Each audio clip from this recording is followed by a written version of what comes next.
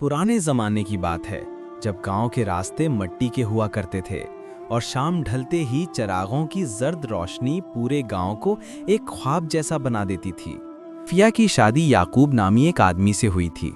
याकूब गांव का जमींदार था मगर गुरूर और गुस्से का पुतला। वो छोटी छोटी बातों पर सफिया को डांट देता। कभी खाने में नमक ज्यादा हो तो बर्तन फेंक देता और कभी घर की बातों पर चीखने लगता। मगर सफिया हर बार खामोश रहती, बस आसमान की तरफ देखकर दिल ही दिल में कहती, अल्लाह सब देख रहा है। गांव की औरतें अक्सर सफिया को कहती, बहन कब तक बर्दाश्त करेगी, याकूब तो बदलने वाला नहीं। सफिया मुस्कुरा कर कहती, सब्र करने वालों के लिए अल्लाह के वादे बड़े हैं। और फिर वो वजू करके छोटे से चटाई पर बैठकर अल्लाह से मदद मांगती। वक्त गुजरता गया। याकूब का दिल सफिया से और ज्यादा सख्त होता गया। वो दूसरों के सामने भी सफिया की तजलील करने लगा। एक दिन बाजार में सबके सामने उसने सफिया पर इल्जाम लगा दिया कि वो सुस्त और निकम्मी है।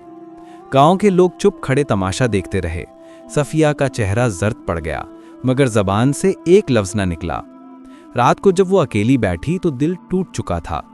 उसने आंसू साफ किए और दुआ की, ऐ मेरे रब, मैं कमजोर हूं, तू ही इंसाफ करने वाला है। फिर उसने कुरान खोला और पहली ही आयत ने उसके दिल को सुकून दे दिया। चंद दिनों बाद गांव में नई जमीन की बात चली। याकूब ने सफिया से कहा, मेरे लिए पैसे निकाल, मैं जमीन खरीदूंगा। सफिया ने नरमी से कहा, हमारे पास कुछ नहीं बचा मगर मैं कोशिश करती हूं। यह सुनते ही याकूब को गुस्सा आया और उसने दीवार पर हाथ मारा, तुझे तो सिर्फ रोना आता है, औरत कहीं की। सफिया ने फिर भी हिम्मत नहीं हारी। अगले दिन वो गांव की औरतों के साथ कपड़े सीने लगी ताकि कुछ पैसे जमा कर सके। उसने दिन रात काम किया, हाथों में छाले पड़ गए मगर दिल में सिर्फ एक ही दुआ थी, अल्लाह मेरे शौहर को हिदायत दे दे। एक शाम जब सूरज डूब रहा था, सफिया ने कमाए हुए पैसे याकूब को दिए। याकूब ने बगैर शुक्रिया कहे पैसे ले लिए मगर उसके दिल में एक लम्हे के लिए कुछ चमका, शायद शर्मिंदगी, शायद एहसास।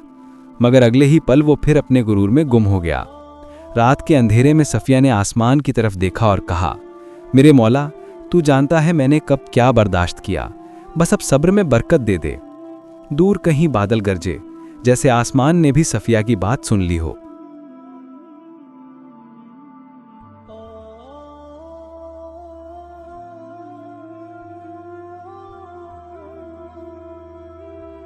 वक्त था, गांव के आसमान पर सूरज की पहली किरण चमकी तो सफिया ने चौलाहा जलाया। उसके चेहरे पर थकन थी मगर दिल में अब भी उम्मीद जिंदा थी। याकूब दरवाजे पर खड़ा गुस्से से बोला, मेरे कपड़े कहाँ हैं, रोज देर कर देती है। सफिया ने नरमी से कपड़े उसके हाथ में दिए मगर वो उन्हें जमीन पर फेंक कर बाहर निकल गया। दिन गुजरता गया। गांव में याकूब की सख्ती और गुरूर की बातें हर जबान पर थीं। लोग कहते, सफिया जैसी औरत अगर किसी और के हिस्से में आती तो जन्नत की नामत होती।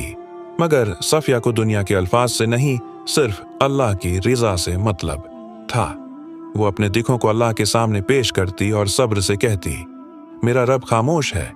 मगर अंधा नहीं। एक दिन याकूब के दोस्तों ने उसे छेड़ा, तेरी बीवी तो बहुत सीधी है, तुझे घमा के रखती होगी। ये सुनकर याकूब का गुरूर और बढ़ गया। उसने घर जाकर सफिया पर इल्जाम लगाया कि वो दूसरों से बातें करती है। सफिया हैरान रह गई, मैंने तो कभी किसी पर निगाह तक नहीं डाली। लेकिन याकूब ने एक न सुनी और उस पर हाथ उठा दिया। इस दिन सफिया की आंखों से आंसू नहीं, आग बरसी, मगर उसने फिर भी सब्र किया। रात को जब सब सो गए, वो चुपके से वजू करके मुसल्ले पर खड़ी हुई, ऐ रब, अगर मैं बेकसूर हूं तो एक दिन सच जरूर जाहिर कर देना। कुछ दिन बाद गांव में चोरी का वाकया हुआ। लोगों ने कहा कि चोर सफिया के घर के करीब से भागा है। याकूब ने फौरन इल्जाम अपनी बीवी पर लगा दिया, यही है जो दिन रात चुपके काम करती है, जरूर उसका हाथ है।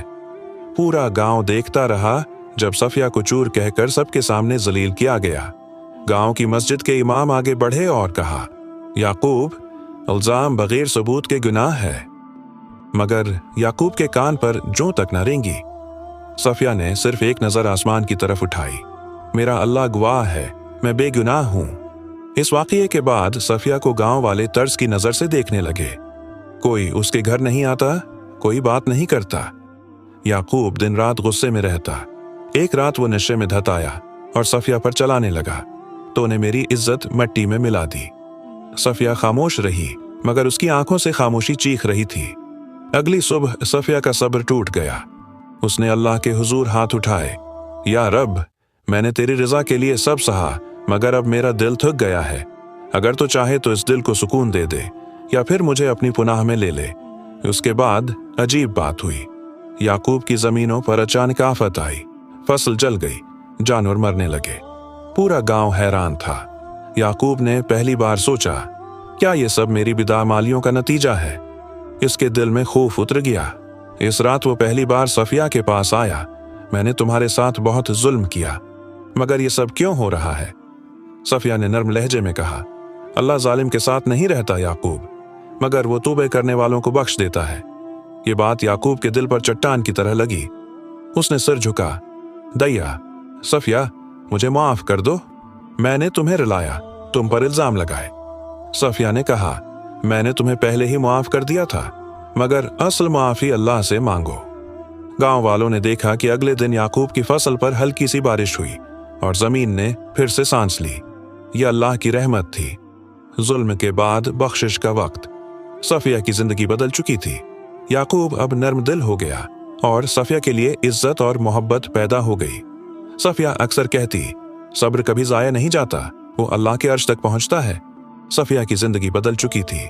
याकूब अब नर्म दिल हो गया और सफिया के लिए इज्जत और मोहब्बत पैदा हो गई। सफिया अक्सर कहती, सब्र कभी जाया नहीं जाता, वो अल्लाह के अर्श तक पहुंचता है। सुबह के वक्त आसमान पर हल्के बादल छाए हुए थे। फजा में ठंडी हवा चल रही थी। गांव की गलियों में खामोशी थी। बस कभी कभार किसी दरवाजे के बंद होने की आवाज आती थी। उसी खामोशी में जीनत, जिसकी आंखों में अब भी नींद के निशानात थे। नियत बांधकर वजू के लिए उठी के बाद उसने जाए नमाज बिछाई और सिर झुकाकर सजदे में गिर गई। उसकी दुआएं अब भी वही थीं, शौहर की हदायत के लिए, घर के सुकून के लिए और अपने दिल के इत्मीनान के लिए। मगर आज उसके दिल में कुछ बदल चुका था। अब वो दुआ में आंसू नहीं बहा रही थी, बल्कि शुक्र अदा कर रही थी कि उसने अपने ईमान को दुनिया के जुल्म से बचा लिया। तरफ असद, जो कभी जीनत पर जुल्म करता रहा, आज बेचैन था। उसकी दुकान बंद हो चुकी थी, कारोबार डूब गया था, दोस्त छोड़ चुके थे। वो गांव की पगडंडियों पर सिर झुकाए चल रहा था। उसके कपड़े गर्द आलौद थे और चेहरे पर पछतावे की लकीरें। वो जीनत के घर के करीब पहुंचा तो कदम रख गए। इसके जहन में वो सारे मंजर घूम गए, चीखें, अल्जाम, मारपीट और वो दिन जब उसने जीनत को रोते हुए दरवाजे से निकाल दिया था। आज उसी दरवाजे के सामने वो शर्मिंदगी से खड़ा था। दरवाजा खुला, जीनत सामने थी। उसने सर पर दुपट्टा लिया हुआ था, आंखों में सुकून था। असद ने कांपती आवाज में कहा, जीनत, अगर मुमकिन हो तो मुझे माफ कर दो। मैंने तुमसे बहुत जुल्म किए। के लबों पर हल्की मुस्कुराहट आई। अल्लाह सबको माफ करता है तो मैं कौन होती हूं ना करने वाली।